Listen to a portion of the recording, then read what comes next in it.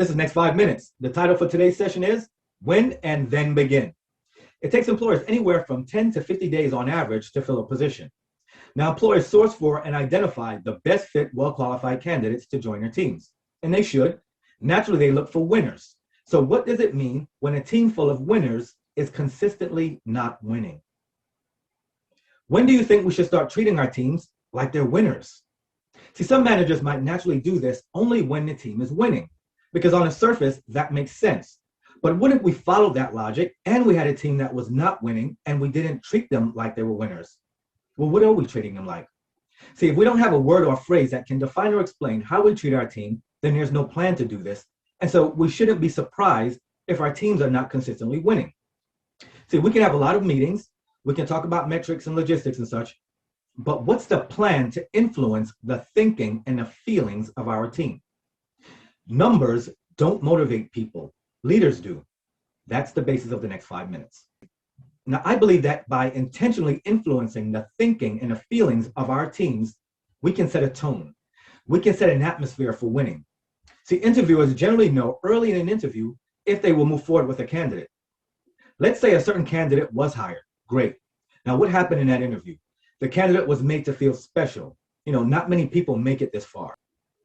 They felt hope. The company sounded exciting and accomplished. They sound proud to be doing what they're doing.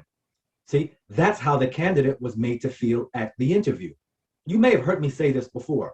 We're not just leading people, we're leading relationships with people. But more specifically, we're leading the feelings of those that we are in relationships with. Now, we could have some leaders who would disagree with me. Let me make another point. Would you wait for that special someone in your life to do something special before you treated them like they were special? No, right? Why? Because you already designated them as someone who is special. And so you must treat them as if they are special, even when they don't do special things. Now, there is no difference for our teams. They were designated as winners when we hired them. So we could not treat them differently now. But here's another point to consider. Does our team feel like they're winning when they engage us? Or do they feel shut down and shut out? Are we asking them to go out and win after they perceived that they lost to us? So how do we treat our team like they're winners? Well, let's examine the feelings associated with winning and foster and facilitate those feelings in our day-to-day interactions with our teams. This is not just one meeting. This is not one conversation or one email. This is an intentional, sustained campaign to create an environment that is conducive for winning by fostering and facilitating those feelings associated with winning, which are gratefulness, relief, satisfaction, accomplishment, excitement, pride, cheerfulness, to name a few. Not surprisingly, these are some of the same feelings that were brought about during the interview. Now, if your team is not walking around and expressing or exhibiting these kinds of feelings, they may not be experiencing them. Can it be so simple? Yes. Make a theme. Start with getting your team to feel gratitude with a narrative that includes that word and your feelings about them. You may have to do this for a period of time and stay with this theme until they add to the narrative.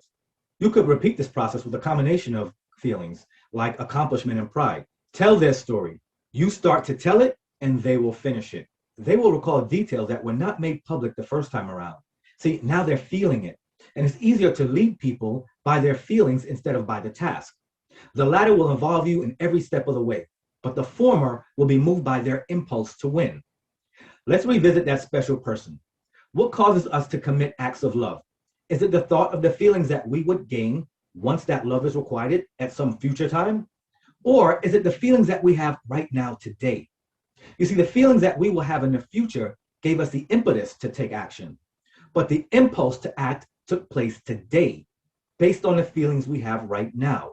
That's what made us Google romantic things to do. So when we bring about these feelings in our team, we also give them the impulse to win. Now we want these feelings to win, the impulse to win, and the actions associated with winning to occur right now. That's why I say win and then begin. Now watch what I just said. If we can give our teams the impulse to win, then we don't have to force them to win. I didn't always have this outlook. Long ago, I thought that I should incentivize performance. I learned that this didn't work because while money is a motivator, money is not a closer. I'll leave you to ponder that for a moment. But let's look at the indicators for feelings. Think about a time when you had a meeting and you asked everyone, hey, how's everyone doing? And they responded something like, okay, great, here, right? It doesn't sound like they're winning. But what did we do? We proceeded to roll out some complex plan with a long list of deliverables. Now, how many times have we had meetings with our teams and we didn't know what they were feeling? Or maybe we did, but we didn't know how to positively change those feelings. We can't bring our teams into meetings, miss their feelings, and then say, go forth into the world and win the day for us. They have to win at home first. But what is home? You may have heard me say this before. Home is not where you keep your stuff, like your clothes and your shoes. Home is where your mind is, because your mind holds your thoughts and your feelings. The team must win at home first. Here's an interesting fact about basketball teams. They expect to win when they play at home because they have something called home court advantage. Now, can they really attribute winning to the arena that they play in? No, I don't believe they can. I believe that they expect to win and may play harder because they feel more pride to win at home. They feel more support when they're at home. More importantly, they may feel more pressure to win at home. So you see how important feelings are? I once took over a team, and at the very first team meeting, they said things to me like, we feel like we're not being heard. We feel like we're not acknowledged for the things that we've done. Now, if you ever heard something similar to this, you know that the operative word here is feel. And as they were talking to me, I knew that if I could change their feelings, I could also change their performance. Long story short, I led them from last place to first place, not just once, but several times. You know what? I couldn't resolve all the feelings that they had initially shared with me, but I noticed that their feelings about winning were stronger than their feelings about any shortcomings that they had. Okay, so now we've been number one for a period of time, and I wanted to celebrate.